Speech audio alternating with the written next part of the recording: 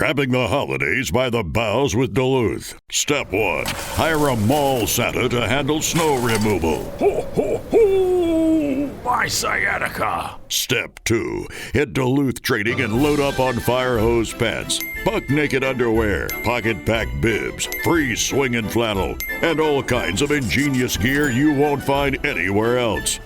Grab the holidays by the boughs and shop Duluth Trading. Online and in-store. This podcast is brought to you by Carvana. Carvana makes car selling fast and easy from start to finish. Enter your license plate or VIN and get a real offer in seconds, down to the penny. If you accept, Carvana will come pick up your car from your driveway. Or you can drop it off at one of our car vending machines. Either way, you get paid instantly. It's fast, transparent, and 100% online. Car selling that saves your time. That's Carvana. Carvana. Pickup fees may apply. I turned off news altogether. I hate to say it, but I don't trust much of anything. It's the rage bait. It feels like it's trying to divide people. If we got clear facts, maybe we can calm down a little. NBC News brings you clear reporting. Let's meet at the facts. Let's move forward from there. NBC News, reporting for America. It's really cool.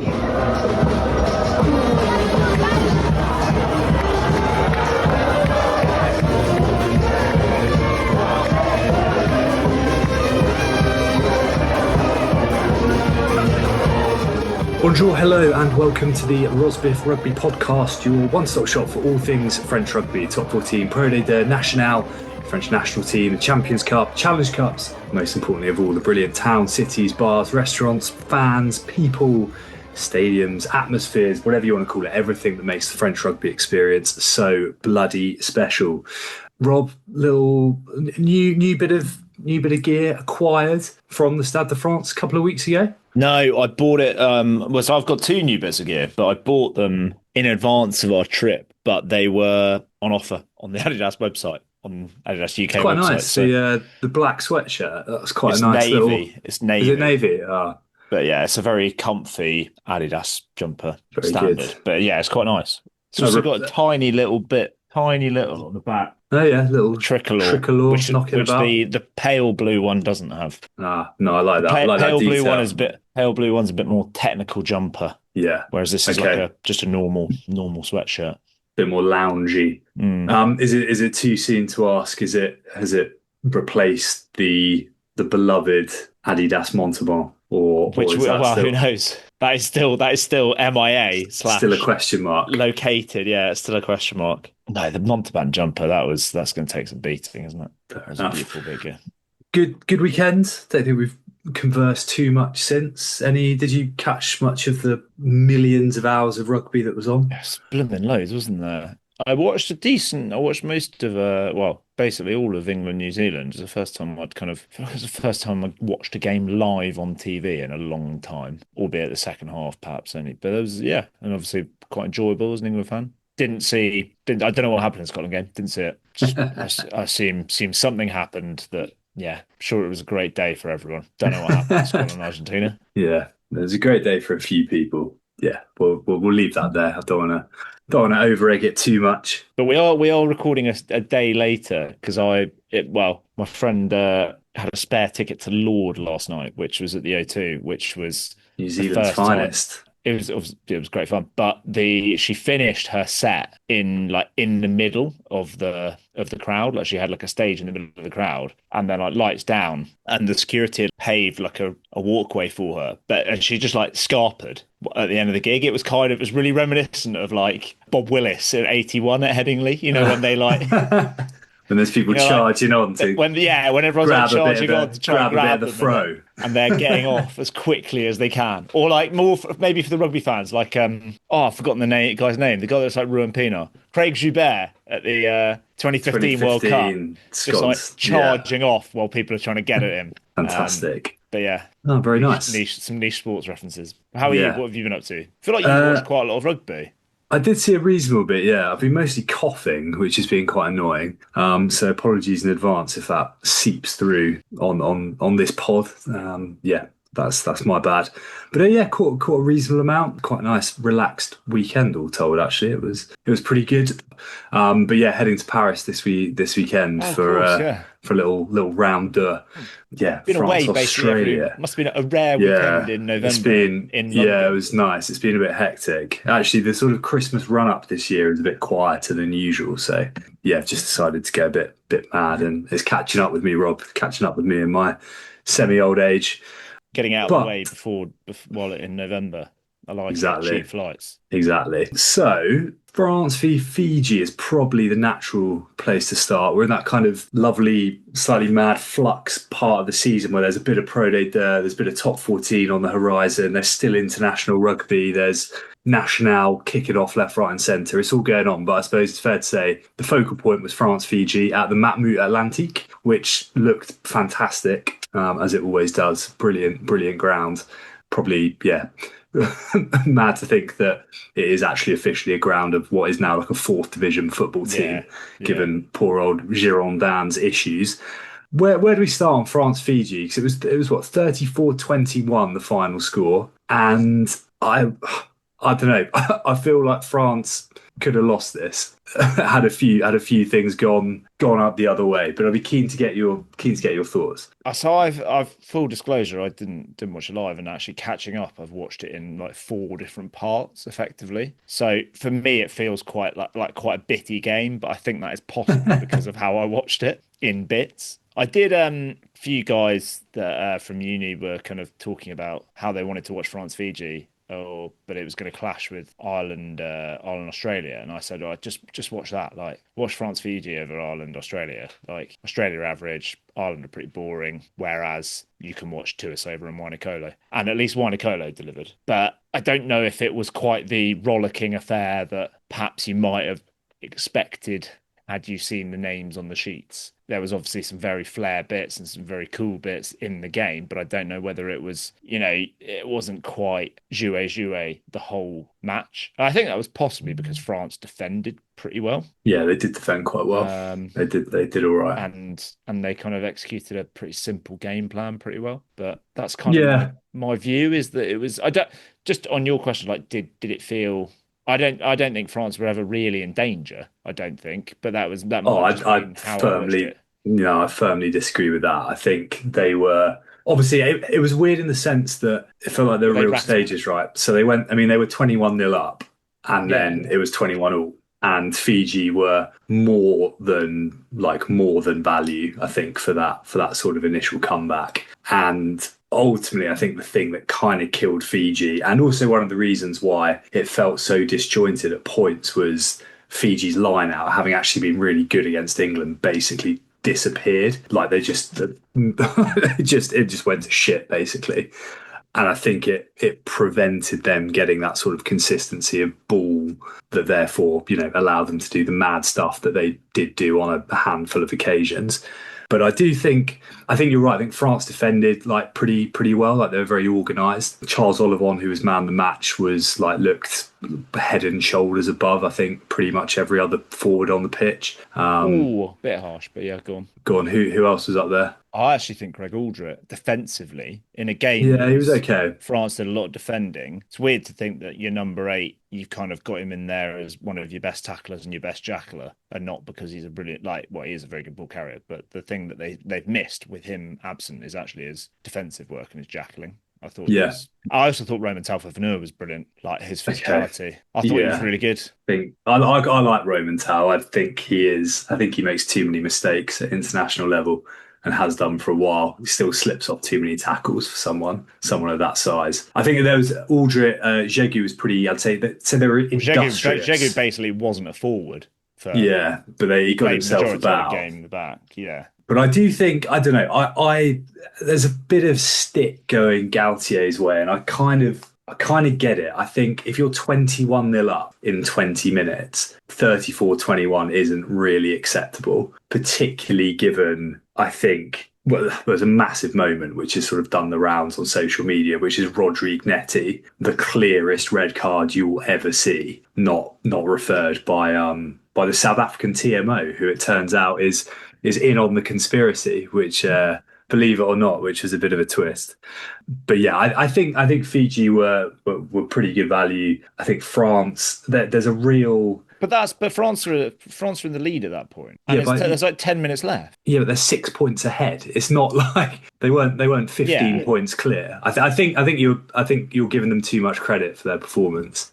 No, I just don't think. I just think it's, you could be like, oh, should have been red, but how much? I don't know if that changes the result if he does go off. Do you know what I mean? Well, yeah, it's not like at that point it was 50 minutes and they were still 21-0 up, and then they shat the bed with 15 men when they should have actually had 14. Imagine what might have happened. It was kind of like, okay, the game is on a knife edge, but there's not. I don't know. Yeah. I don't think it's not a key moment in the game in the same way that one in the Diaga one in the last week was. Yeah, maybe. I sort of disagree a bit. I think, but I think France, it just isn't quite. Something isn't quite there at the moment. And I know we've spoken a bit about Roman Ntamack and how he'd come back into some really great form for Toulouse. And it's difficult because Chris Ashton on commentary kind of picked it up when Luku went off and said he'd had, pretty good, and he had a pretty decent game and controlled, I think, territory reasonably well in not great conditions, and knocked himself out on the post, which was an unbelievable touch. One of the great moments of the weekend. It's incredible. Ravovo just steps inside enough to send him into the post. It's remarkable work.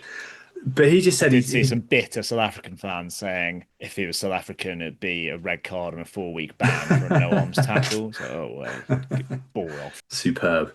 But I don't think Luku was fantastic, though. Luku was fine. He wasn't brilliant, no, but by no shape. But I think the point Ashton was making is it felt like he needed a bit more help and a bit more. Yeah. I think proactivity is the thing that I would say. With there just doesn't seem to be, and he's quite an aloof character, but there just doesn't seem to be. This is the point I've made in the past. He's just quite, for a fly half, and I've said it before. I know we're used to the likes of George Ford and Finn Russell who are involved in absolutely everything in attack or everything in the whole game, but he's just quite anonymous for a fly half, I think. And in a game like that, which the one thing you want to do against a team like Fiji is just your sort of nuts and bolts control. If you're not getting it through, I think the thing that summed it up for me was he basically seemed like he kind of wasn't on the pitch for 25 minutes and then collected like a brilliant up and under and sort of distributed it off down the left wing somewhere. And you kind of think there's no like skill issue with this guy. Like I just don't quite get it. It's a strange one, but he was, as you say, he was largely anonymous. A guy who wasn't, and I think it's probably the one to maybe talk about, which is quite exciting from a French point of view, is Nicolas Deporter, who was. Well, he was fantastic in a slightly sticky back line. And we were saying, I guess, in the week a little bit, he's a guy who feels like he's still young, but he's kind of had to bide his time maybe a bit more than like you'd have hoped, given his evident quality. And for me, the thing that was really exciting about this is that regardless of, he just can clearly mix it like physically.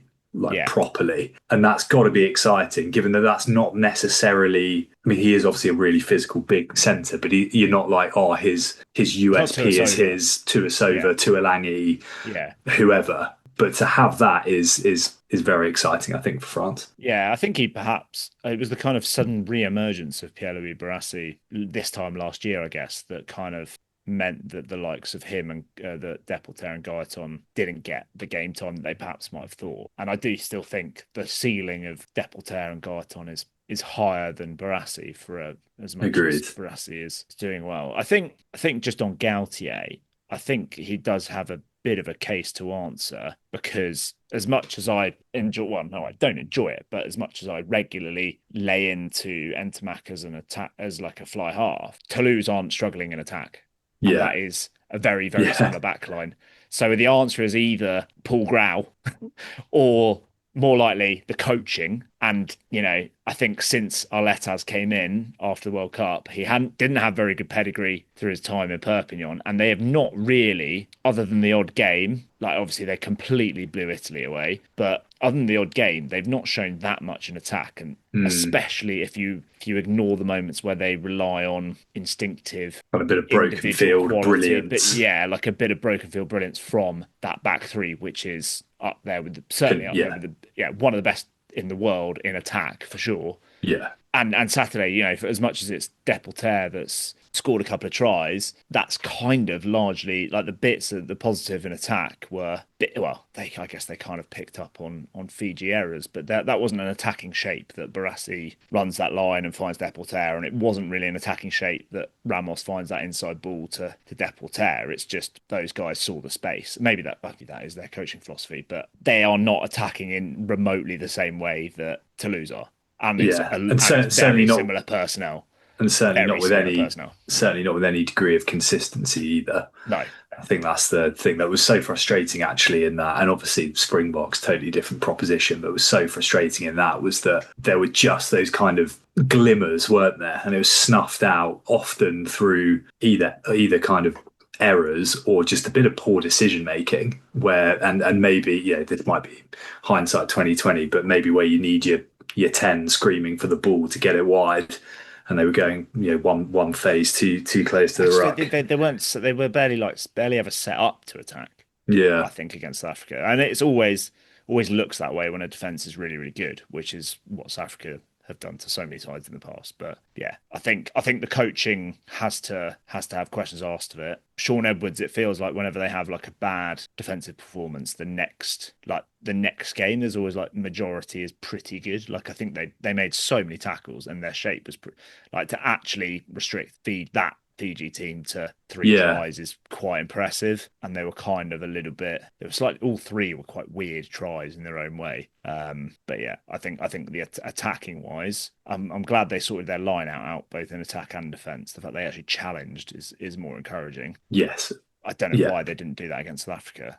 But there we go. There we go. Just before we move on to the Australia game coming up, quick word, our favourite player, or one of Cheetah Wine and Golo. I feel like this is great news because he's getting in front of more people. His finish is as good as any finish you're going to see from a winger in traffic. And I wanted to ask, semi-seriously, at the moment on form, where is he in the best wingers in the world? Because he's top of the Rosbys Rugby footsie index, Richard, and that's all that matters. I'll be honest, I'm struggling to get the image of Mados Tambwe burning him. I think there's some earlier in the season?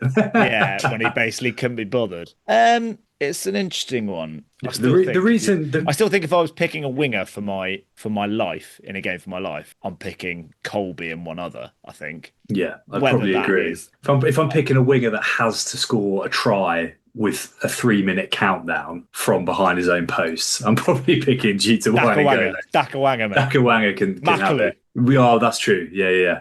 Proper winger. I think the reason I ask it is that he's just been doing these ridiculous things for so long, and he was excellent against England. And what more of a proof point do you need that this guy really is top draw than that sort of finish against a side like France?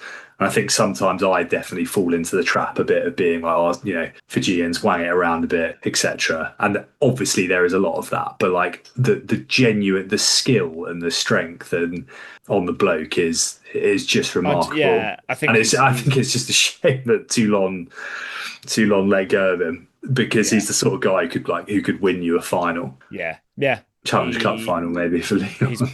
He's better under the high ball and defensively than a lot of wingers of that ilk. But he can't be the best winger in the world, Richard, because he's not won the Rugby Championship. And we know that you can't be the best at anything in World Rugby if you haven't won the Rugby Chip. So true. Tough luck, Juta. But you have to make do with the Rosbys Rugby Fijian footsie index. The footsie was surging after that. My goodness me. And Canaveri, he could get on there. There was dodgy cash coming in from left, right and centre. Yeah, Canaveri definitely could. So on to Australia on Saturday. Australia have had they look a bit cooked, to be perfectly honest. Yeah. Want to get home and watch the Ashes on the horizon. I don't blame them.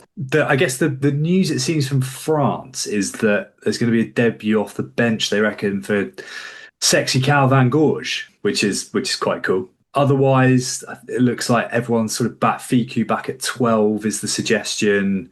Flamel Meafu. Yeah, so Barassi obviously went off injured with a HIA, and then Gaiaton lasted about the same amount of time, but they were both done within half an hour. Gaiaton had a concussion. I read that he would have been back in training on Monday, but I'm going to assume that he isn't, because he's not in that 23, and I'd like to think that he would be otherwise. Yeah.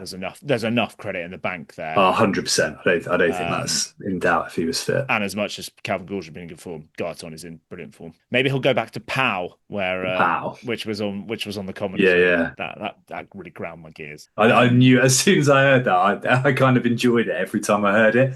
I knew you'd be sat there like, oh God. But yeah, so there is obviously Fiku comes back in, which is completely natural. I do think that is their best centre partnership because of what we talked about last week of Barassi and Fiku being too similar. But a space has opened up for him, and his good looks have clearly gotten the nod over Fabien Braubery. I think actually, on a serious note, quite right too. Braubery is I would say an out and out 12. I don't think he is he could play 13, but he's not going to cover wing or fullback, whereas Gorge has played quite a bit at fullback, because he even played a little bit of 10 in age grade stuff. And probably, given he's got that pace, could play wing pretty comfortably. So you're kind of covering 10 to 15 with Gorge. Obviously, if Entermac goes down, it's going to be Ramos that slots in at 10. But my point is that he's there on versatility, and he's got a brilliant skill set. So very exciting.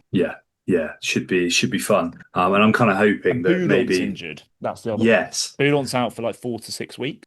Is it that long? Is it? Oh, I didn't realise that. I read today that he's done for the year. Basically, he's going to miss Champions Cup the first couple of rounds. Paul Boulon, who I found out in the week, apparently is a massive ice hockey fan and was an ice hocky player in his youth, which doesn't surprise me. He's got that sort of American Buzz Lightyear jaw, shoulder pads. Yeah. Yeah, it's not a lad you want flying into you on skates, is it, Paul Boudon? Which means, but that does mean that Ollivon slots in at 7. And having seen the way those guys operated, I do think a back row of Jelonch, Ollivon, Aldrit now all of a sudden does looks proper, doesn't it? Weirdly enough, like the back row that could have been the back row for. I think it was actually the back row in that quarterfinal that they lost. Yeah, it was. Yeah, they're getting the band back together. Yeah, you know who's next? Mackley. The front man, Mackley. It's only a matter of time. Do you know who I would like back from that quarterfinal? Mathieu Jalabert, who conveniently is fit to play against Pau on Friday night. Conveniently fit, is it? Right at the end of the autumn internationals. That curious medicine that Fabien Galtier had administered to him has worked perfectly. Amazing. But yeah, we'll see. I think I'd like to think we might see something a bit more against possibly a slightly tired Australia team. Go on then, Richard. Can they rack up 50? Yeah, I think they can. I mean, what did Ireland put past them? 40, was it? At the weekend? I think they can. Are we going to see like a 50, which is more likely, a 27-21 to France or a 54-10 to France? Which do you think is more likely on Saturday? Probably the 27-21. 54 is quite a hammering, isn't it? But I do think Australia have checked out a bit, and I get it. It feels like they've played about 1,000 games of rugby in the last few months. But yeah, hopefully some tries. Just before you mentioned the top 14 there, before we do that, just a quick nod. I actually caught the end of it today. There's been a lot of chat. Belgium, I don't know. I have no affiliation whatsoever at all to Belgium, but there was a fabulous article in the week, wasn't there, that Elgin Alderman, friend of the pod, did about Belgium, who actually drew remarkably with Samoa today. Yeah. To make the final World Cup place, or World Cup qualifying place. Yeah, and I think there's some amazing stuff. Like there's guys in there who are down the leagues and beyond, to put it mildly. The of the 23 today, only 2 play rugby in Belgium. The other 21 play in France. Amazingly, this guy is Belgian, but Felipe Gerety, who is actually from Argentina, I think. That is one of the best names I've ever heard. Yeah, as is Basile van Paris, which is fantastic. But yeah, only one top 14 player, which is Matthias Ramu, who was amazing. who is the 5th choice international fullback for Toulouse. But and his brother plays in Nationale de, for Avenir Valenciennes. So the majority of this, there are more players in Nationale de than any other league, which is quite incredible. I just found it mad that not only was there someone from Federal, which is the 6th tier, there's one bloke played today who plays in Regional 2, which is the 9th tier of French rugby. It's incredible. And he was 1 point away from being in the World Cup and beating a team that has Scott Seo and Abraham Papali and Theo McFarland, who's basically like a shoe-in for Prem Team of the Year every season. I was surprised there were so few that were in Nationale, like Nationale 1. And any guys from Marcon Barruel? 2. 2. Yeah, 2. Because they're little, I thought right? there'd be a few more. Yeah, I would sort of assume that would be like the club almost. Yeah, because on their social media, they do a little, you know how you do like the little GIF thing or through the academy? They have one of them and they have a little marker for if they are Belgian national. Oh, nice. Okay. So they have a little Belgian lion or whatever to represent if they are eligible for Belgium or they've played for Belgium. I don't know, but which is quite niche for a French club. But yeah. Well, yeah. I mean, sadly for them, they did just lose out, but it was brilliant. The last, it was such a fascinating kind of last 20, and Matthias Remu was the architect of them sneaking back into it. And Belgium's captain plays for Soyo Angoulême. Yeah, he signed from Van this year. Jean-Marie Ducoubet. Yeah, who was but poor bloke was pretty disconsolate at the end, as you would. Both tries scored by teams you support, by players that play for teams you support, Richard. Papali'i and Ducoubet, There you go. Very good. Top 14 is back after us. Well, it was a couple of weeks, isn't it? Because we had that little sneaky Toulon La Rochelle fixture. But the next block is starting. There's a couple of interesting. Friday night. Yes. Is it? Are you sure?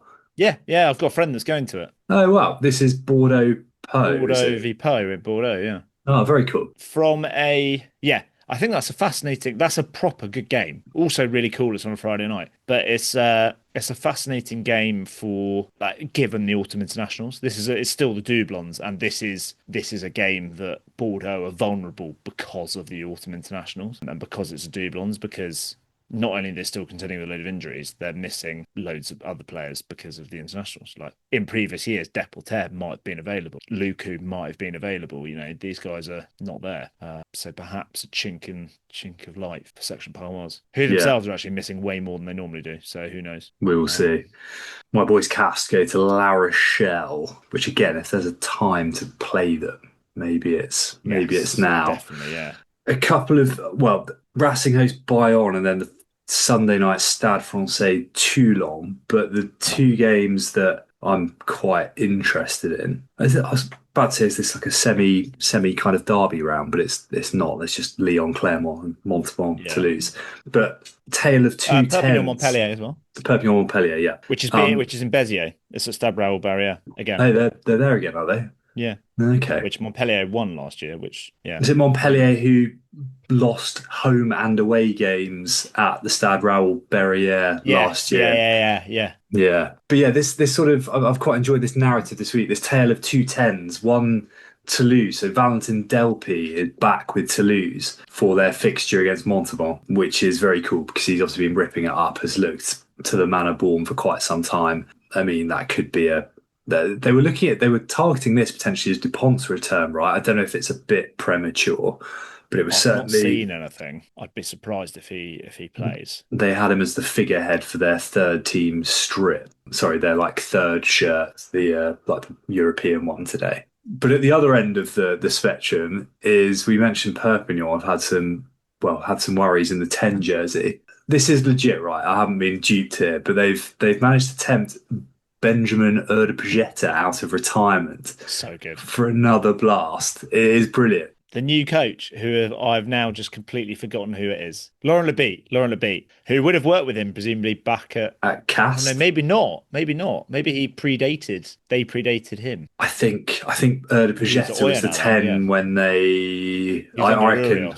Okay, interesting. But it's a pretty good pick. He's the sort of player that Perpignan need right now. Yeah. He was also fantastic last year. Yeah, I mean, he wasn't like perfect, and he had his shaky days off the tee, but who cares? They need someone to steer them around the field, and he will do that. That is his game plan. They need someone to just take control a little bit. Short-term deal, you'd imagine. Yeah, don't need to go and splash a checkbook. They've done pretty well to coax him out of retirement. I think that's quite impressive. Yeah. I'd like to know how be a fly on the wall for how those conversations went. Imagine they just sit down with a glass of red and chew the fat a bit. Just play him his highlights reel from the last 20 years and sort of AI a Perpignan shirt over some of it.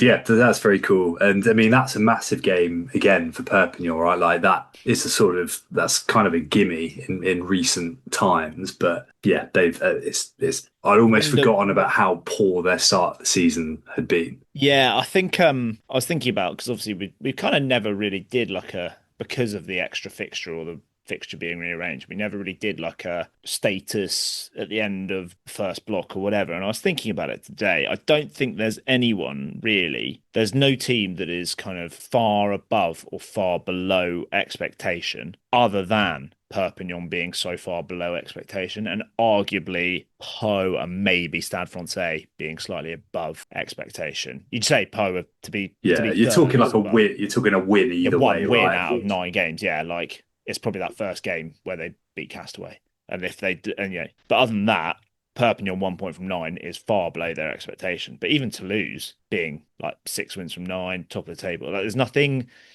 like, oh god, they've had a terrible start or they're doing pretty well. Like it's kind of to form-ish, give or take a place or two, but it's so. And we kind of said it was perhaps a top 2 or 3, and then the rest, and then Montauban at the bottom, and it's looking that way. It's been very, very competitive. That's the thing, isn't it? Like it's not, the reason why it's perhaps not gone too far from the script is because everyone's beating everyone and it's so competitive, which I don't know, to say that no one's outdoing themselves or no one's below par makes it sound boring, but actually it's been far from it because it's been so competitive and anything can happen, which has been it's been tight, hasn't it? It has been tight, and there have been a decent sprinkling of away wins in there as well. A few, maybe slightly fewer walkovers, bar the odd standout. The Saturday fixtures on TV are pretty underwhelming though. I think it's like they are. It's Leon. They love Leon. Premier Sports love Leon, and they love Racing. I think the other one is Racing Bayonne. It's just like, which I think I'm going to struggle to negotiate. It's actually, there's a hell of a lot of rugby in Paris this weekend. Yeah, Massy Friday, Racing France Saturday, Stade Francais Sunday. It's proper nerds weekend. If you saw our potential itineraries, this one was one of the ones you could have done and really crammed in some rugby. Yeah, Lyon Clermont Racing Bayonne. They're not showing the evening game, which is quite a good one, isn't it? There isn't an evening game because of the France game, and then they do have the Sunday evening game. But yeah, I'd say those are probably two least interesting fixtures on Saturday. that they've chosen. But there we go. Never mind. Cool. All right, let's wrap there. We'll back in a sec with a bit of Nationale. Oh, excuse me. We'll be back in a sec. Bit of Nationale, bit of Pro Day Deux, bit of me coffee into the mic again.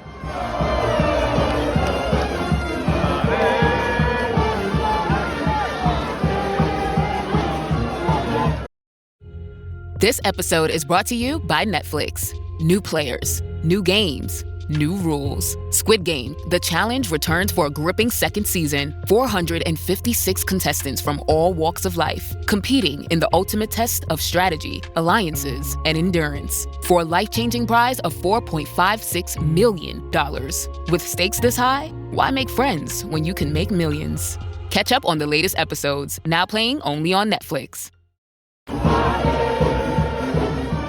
Before we get into what was, I don't know, maybe the best round of Pro Day Deux in certainly in recent memory. Nationale, couple of big games. We mentioned it last week. Nice were playing Narbonne. Narbonne winners there, so I think they're now top of the league actually.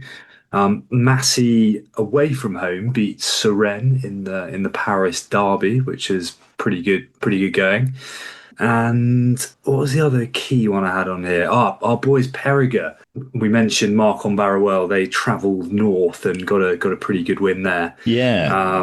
Our boy Victor Fibalas Burel is back in action the last couple of weeks, which is great news for all concerned. As is, I've never really noticed this on their team sheet. They've got a guy, Welsh prop, Lewis Jones, who looked like he played a bit of Wales under-20s not that long ago. Kind of went back into the vault, and he was part of that, as is often the want of the French under-20s, just laden with quality names. And I think he played not that long ago, Biel Bure, Le Garrett, Gaetan. And yeah, he's found himself at Markham Barrowell, which is quite cool. He played in that game we saw last year, I'm pretty sure. Did he? Yeah. Yeah, I think he's been there 3 seasons, which is quite decent old stint. And then there also went to Chambéry, Albi, Bourg-en-Bresse. And I feel like I probably missed one out. Maybe not. Chambéry beat Tarbes, Albi beat Rennes, Bourg-en-Bresse beat Bourgoin, Rouen beat Niort. That's one that I did see a little clip because it was on the Rugby Rama live stream, the Narbonne v Nice game. Okay. There must be something going on with turf in that part of the world, because the Narbonne pitch was looking Montpellier-esque. The lad who sold the Montpellier. It's not a million miles away, yeah. Turf. I mean, I know there's been some horrific weather knocking about, but there is clearly someone who got some proper ropey turf in a job lot a little while ago. I genuinely think it might have been worse than what Montpellier were playing on last year at times. It was amazing. Yeah. Narbonne are top, 1 point ahead of our boys, Périgueux. It's very tight. So 4 points separate Narbonne top on 39 and Massy in 6th on 35. So Nice went from 2nd to 5th with that defeat. And everyone around them won. So that's kind of brought everyone back into it, which is very exciting. I was looking at the logistics. I might be able to get to Massy on Friday evening. They're the only Friday kickoff against, I think it's Bourg-en-Bresse. Yeah. And their ground it's a little bit of a walk, but they're on the same line that basically goes through Gare du Nord, Stade de France. So yeah, I might see if I can do it. It's a £5 for a ticket, €5, which feels quite reasonable. 7 p.m. kickoff. So 6 p.m. here. It'll be 7 p.m. Yeah, 7 p.m. Mate, you could see the next Cameron Waukee, Sekou Makalu, Mathieu Bastereau, Leo Barre. Yeah, feels like two good opportunities. There was another one the other day that came out of the woodwork. Of course he is. Yeah, the Academy of France, basically, massive. Yeah, very cool. I'd love to go. Nice. Pro Day Dirt, I think genuinely, just in terms of results and then a bit of grandeur and theatre, like a really remarkable round. I think the two headlines, one which we'll come on to in a moment, is Vans sell out 30,000 at Rojon Park for the visit of Grenoble, which looked like a wild occasion for a second division rugby game. And then the other story is that on the Friday night, all 5 of the 7:30 p.m. kickoffs, so I'm not mistaken, were all away wins. And I can't think. I was really struggling. I think 5 away wins is the most ever in the top 14. I couldn't find anything conclusive on Pro Day Dirt, but I would be surprised if it's happened, certainly in recent memory. Pretty unbelievable. I guess, I don't know, any of those that you've seen want to start with, want to call out, because there's just some fascinating things going on. Anything I want to call out? That's a good question. I did think, I'm surprised you haven't raised the fact that I said there's absolutely no chance that Dax were beating Biarritz away from home. Yeah, that was wrong. Yeah, that was wrong. Provence are going really well, I think. That looked a stronger... It looked Aurillac really strong. And when Aurillac were struggling last year and Provence were going quite well, it was when we were at Angoulême. I think they absolutely pasted Provence. So the fact that there's been a kind of, how many wins? I think that's 3 away wins now for Colomiers, Grenoble, and Aurillac. Yeah. Yeah, 3 away wins at 6 games is from a side that didn't win away or won 1 game away last year is good going. And the fact that they haven't got their big money signing in Caleb Muntz shows that, like, North hasn't played. I don't know how much North is going to play, but they seem to be churning out some pretty consistent squads. Yeah, it's impressive. It looked deep. I can't remember exactly who's on it, but the bench looked really powerful for that game against Aurillac. A quick word on this. I don't know if you saw it, but a little quirk in this game. They obviously won it, I think, pretty much last minute, right, by 1 point. Last play of the first half, Aurillac had a conversion charge down from in front of the posts. I think it was Papanashvili, who's been brilliant off the tee this year. One of those where he's taking it from, it's like 8 meters away and basically just gets, it's not like a eclipse it, he gets fully charged down. And lo and behold, a la, as many a South African and French fan would remember, came to bite them a bit later, which is not something you see too often. Papunashvili has been very good this season, but I'm pretty sure when we saw him play at Brive last year, he also missed one from bang in front of the sticks that was like on the 22, bang in front, and it was just, oh my wow, professional rugby players missed that. How? So I think this one probably was going over. I think this one probably was going over. The other, just on the Dax Biarritz one, little quirk in this game is that they had an Irish referee. They saw this. There's part of, I think, some sort of international referees initiative. So you had a fairly thick Irish accent sending off Killian Jaminet with an orange card and stuff in English, which was quite fun. But so those were two of them. Angoulême beat Mont de Marsan, who had previously they hammered Nevers, they beat Van and lost relatively comfortably, I think it looked like, certainly from afar. 16-6, yeah. They are still missing quite a few players, I swear. Yeah, Yashagashvili was back though, but they've got a few Portuguese players, so they were missing. But that's making excuses because Angoulême would have been missing a couple as well. So, and they've obviously still got a few injuries. Paul Berger seems to be going really well at fly half, which is cool. Yeah. But and having said that they'd be without their key man for a while, George Tilsley did play. Sounds like he's got a few weeks before potentially ending up in the clink. So I imagine they'll be looking to get their pound of flesh out of him. But Mont de Marsan, I think Mont de Marsan I think we can stop giving them the benefit of the doubt in terms of injuries, and they're just not playing very well at the moment. They're like, it's the freak results are just, they're the anomaly. They're actually struggling now. I thought the Colomiers result, the one Friday evening game, or the non 7:30 Friday evening game, like Nevers sent a pretty decent side. Like, it didn't look to be noticeably weaker than anything else they've sent this season. They've been relatively settled this year, Nevers, and got roundly pasted by Colomiers 49-6. They were at full tilt. They were full noise, Colomiers, and it'll be interesting. They've got, so with Delpy, it might just be one game. Yeah, because in the next round of fixtures they'll have Ramos, Entomac, Kinghorn, Malia available. I guess when you've yes, they will. Remu. Yeah, just the 5 or 6. Because Dupont, Dupont might be back. He could play 10. Yeah, maybe that's just Dupont isn't going to be playing on Saturday because it'd be quite rogue first game back, starting at 10. Who cares? I can't. A part of me is like, I was thinking this today. Part of me, I know we're meant to be talking about Pro Day, but part of me was thinking today about what it's going to be like when Antoine Dupont comes back from this injury. Like, that first game, is he like? How much are we going to hear about it? Yeah, what if he's crap? B, what if he's... I said at the time, like, I reckon he's going to come back. There's that bit in The Last Dance when Michael Jordan gets injured and his calf comes back. The injured calf, or the injured foot, the calf on the injured foot comes back twice the strength because he's just so committed to getting fit again. Part of me thinks this is going to be like that. Kicking him over from sort of 75 metres. Some of the photos of them training, he looks absolutely shredded. He's massive, isn't he? But yeah, I like, there's going to be so much hype around. Like, as soon as he gets announced on a team sheet, everything on all social media that is in our algorithm, Richard, is all going to be Antoine Dupont. It's like the Olympics all over again, where everything is Antoine Dupont. But it'd be interesting to see how he goes. Anyway, Valentin Delpy, big loss for Colomiers, but they won't miss him because there isn't any games. So yeah, and then the other Valence Romain, who have had an amazing first kind of block of the season. I saw a thing comparing to where they were last year. Yeah, I think they were bottom. Yeah, they were bottom of the league this time last year. They've got 25 more points at this point in the season. It's been remarkable. So their win, and they've won a few on the road. So them beating Carcassonne, perhaps not too much of a surprise.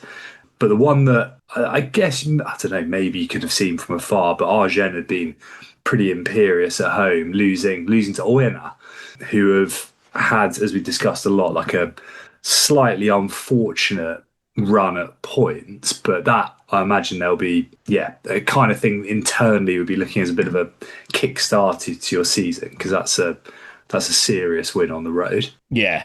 Although, well, they're kind of doing all right, you know. They are 7th. Yeah, hanging in there. I actually did a little mini table the other day of Block 2, and they were also 7th in Block 2 with 14 points out of the 5 games. Who do you think was top? Or 3 teams were on 18 points. What, from the last set of from the last 5 before this one? Fixtures, yeah. Valence? Yeah. Van? Yeah. And a team we said generally well. Provence. Because Colombia lost in that block, didn't they? Yeah, Colombia were 15 points though. Biarritz was 16th. They were the 4th best. So had they beaten Dax at home, as you might have expected them to, they would have been the most points out of that block. Down the bottom, Mont-de-Marsan 9 points, Brive 5 points, Béziers 4 points, Carcassonne 4 points. So this block of fixtures, and Grenoble 9 points. So they're not doing that fantastically. But Brive, genuine relegation form. So Brive, block of fixtures. So they lost to Béziers, didn't they? And have basically. So that was Béziers' only points of this block. Wow. Was this Is it really? Yeah. And they've basically done, maybe not quite as wide-ranging, but there's been personnel change as of this morning, I believe. Yes. So David Darrick-Carrer's been, I think it's very cryptic. He'll find new responsibilities within the club, which, I don't know, is that working in the shop? Maybe that nice burger place at Brive, like the worst places to work than that, I'd say.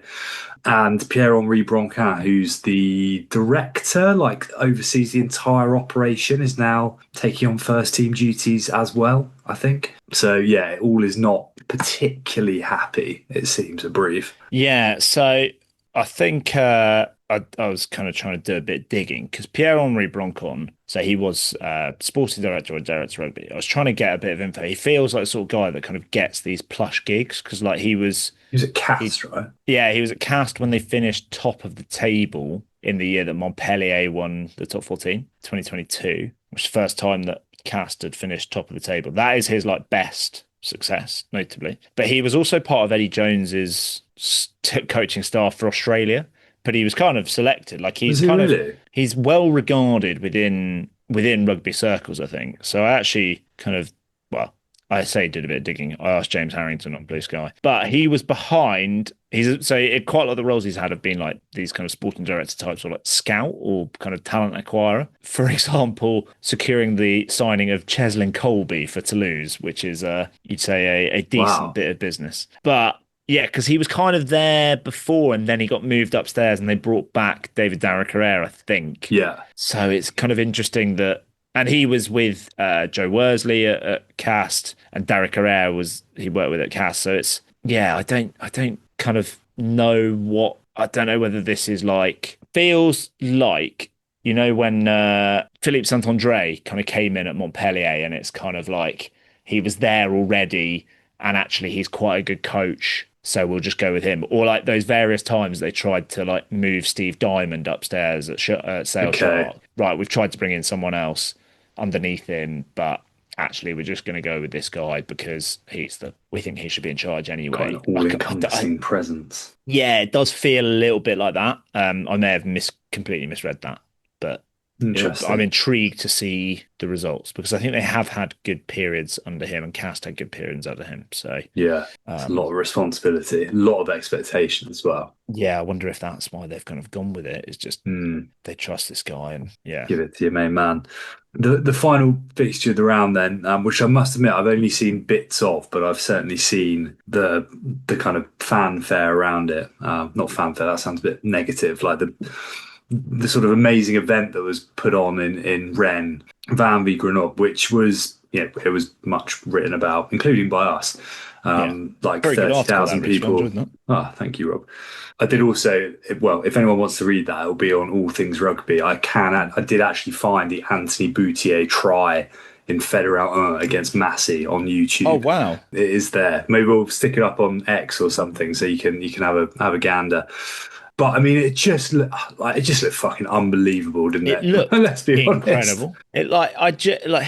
It's tough because we live in England and the coverage we were getting is by guys who are English and in the case of Tim Cocker, heavily involved historically in in English rugby and the broadcasting of English rugby and all of that jazz. So it's quite hard to not be like, this is second division rugby. How, like, it's so much better than like what Newcastle get or what Sale get, but at the same time, it's very rare you get a Premiership game that kind of has that level of atmosphere and is that many people. It's pretty rare you get a top 14 game that looks like that, to be honest. Yeah, that's fair. It was just incredible. And it's kind of, I don't know what, other than kind of echoing the superlatives on that, I don't know what else there is to say other than the fact it looked damn cool. And it was all of the kind of Stade de la Rabine, Van, Brittany stuff, but like hyped up and like really, really done really, really well. There's a chance that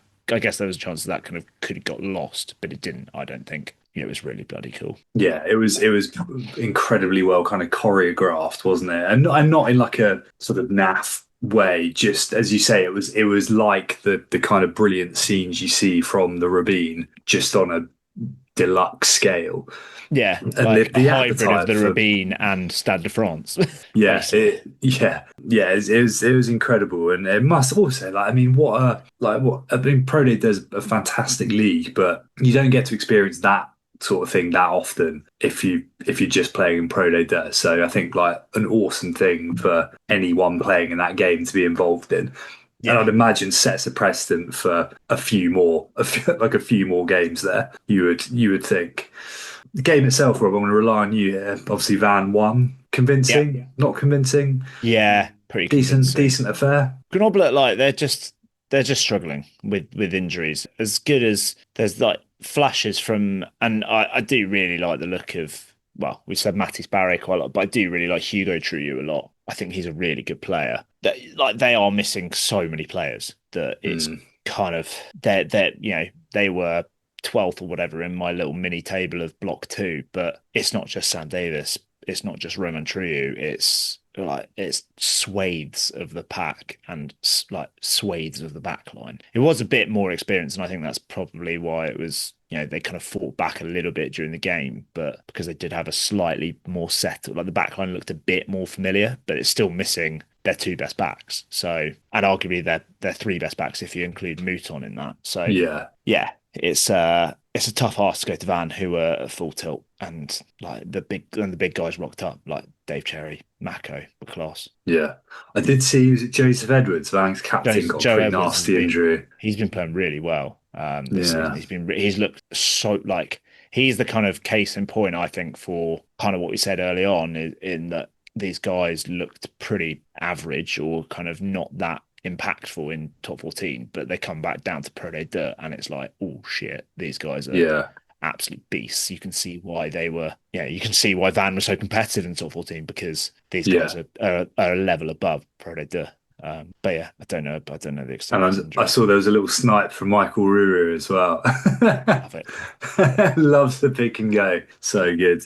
Yeah, incredible occasion. And we've got a week off. Yeah, just a week off, and then we're back Thursday night, Brive v Colomiers, in a couple of weeks' time. Big game for Pierre-Henri Broncon.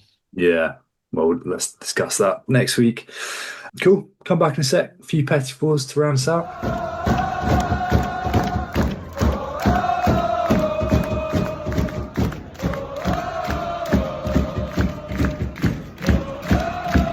¿Hablas español? Sprichst du Deutsch? Kann du Norsk? If you used Babbel, you would. Babbel's conversation-based techniques teaches you useful words and phrases to get you speaking quickly about the things you actually talk about in the real world, with lessons handcrafted by over 200 language experts and voiced by real native speakers. Babbel is like having a private tutor in your pocket. Start speaking with Babbel today. Get up to 55% off your Babbel subscription right now at babbel.com/Spotify. Spelled BABBEL.com/Spotify. Rules and restrictions may apply.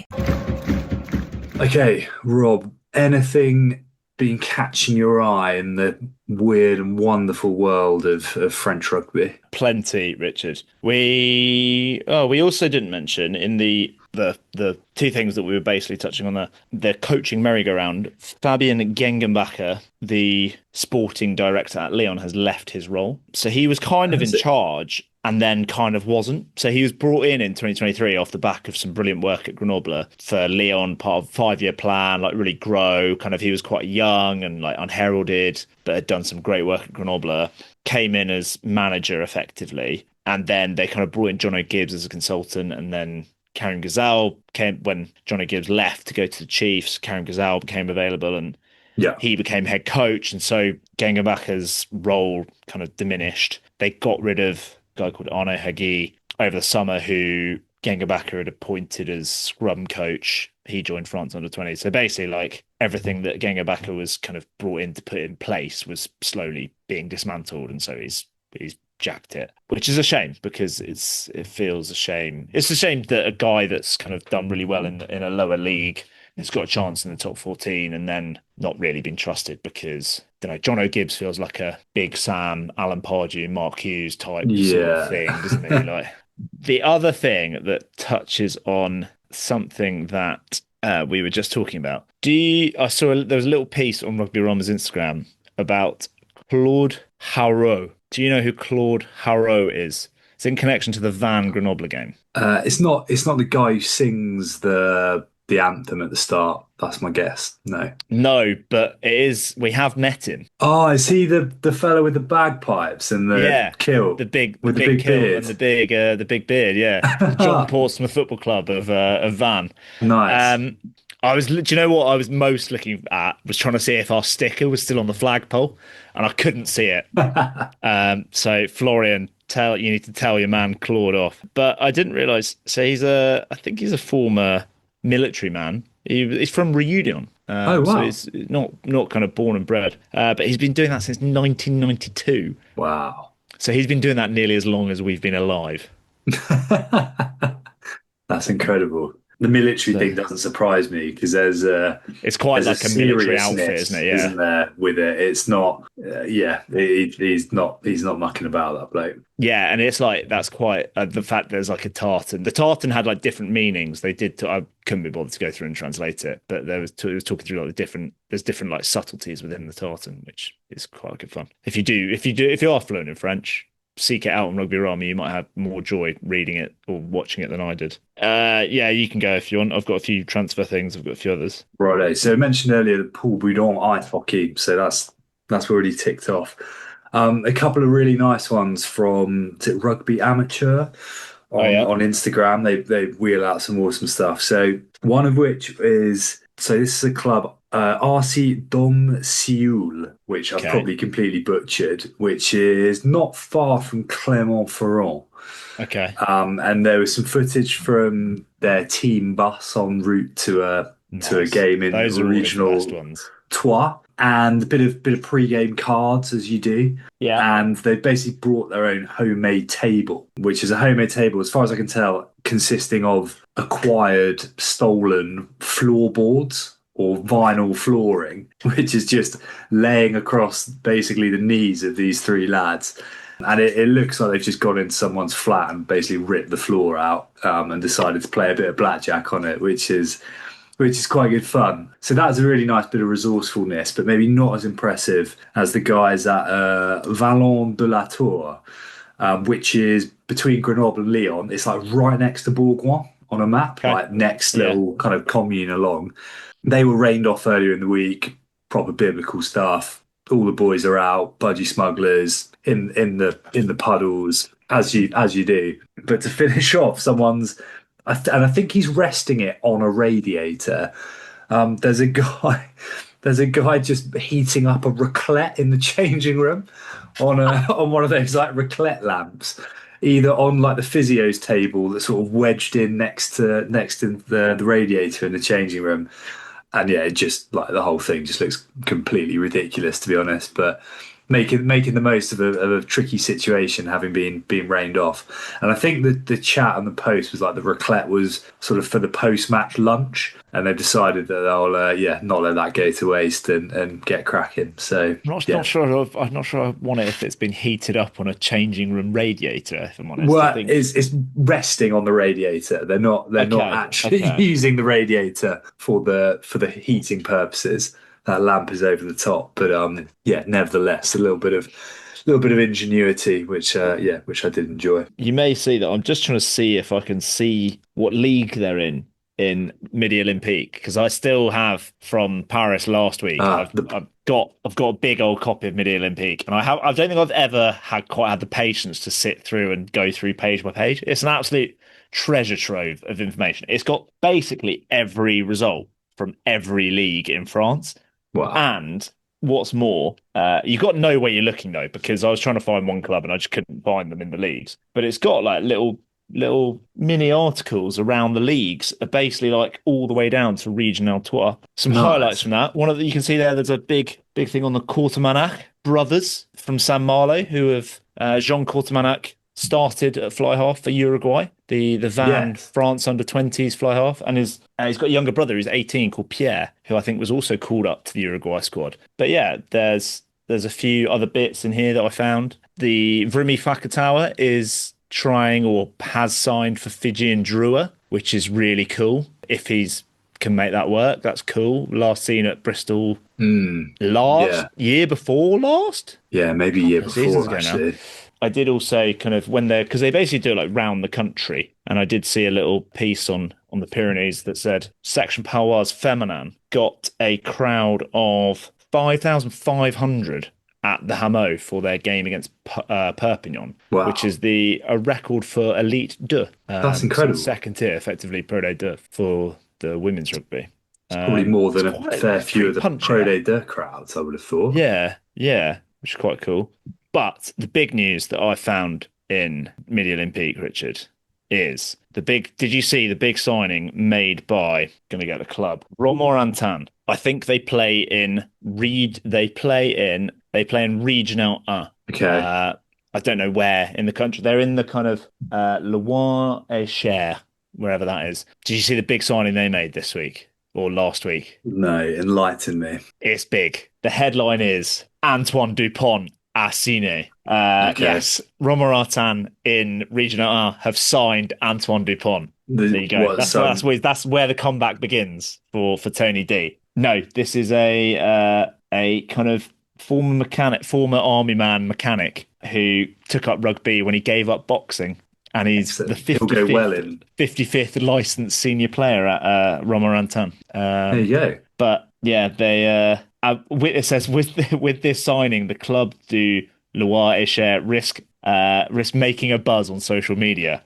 But they did announce the signing of Antoine Dupont, who it sounds like is just a normal bloke. I like the idea that he's quite late to rugby and therefore doesn't really know anything about Antoine Dupont, doesn't care.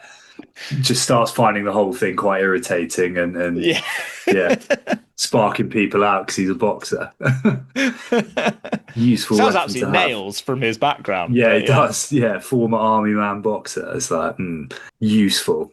I'm just looking at the club I was telling you about with the raclette, Van de la Tour. Look like quite a storied club, quite a lot of history. So maybe one to go into. Do you know what league they're in? Regional 2.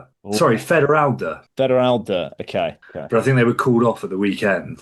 Although this is from a couple of weeks ago, right? Yeah. Rob, carry on with any stories you've got. I've got nothing else. So if you're done, I can do the wrap up, and then you can come back with what you find. No, that's fine. I was just going to say there were actually some proper signings of scrum halves, of actual legit international scrum halves. Ben White and Baptiste Serran have extended till 2028 at Toulon, which is cool.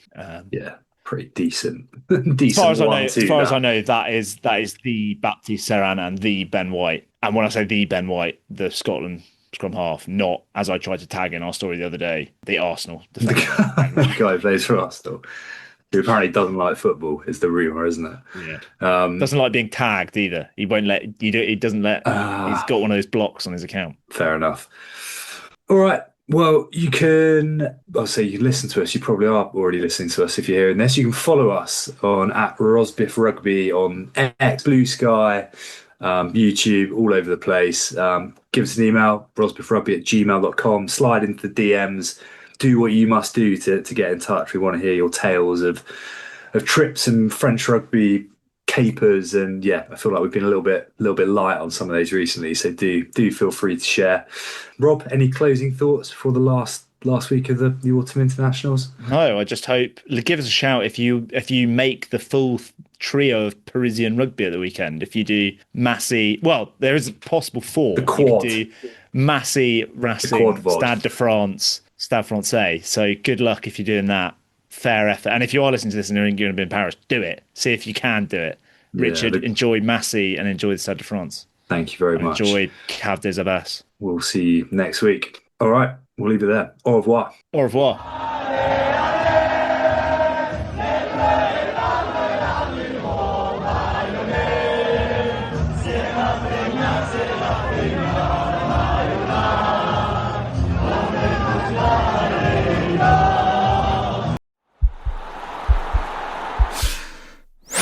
This podcast is part of the Sports Social Podcast Network.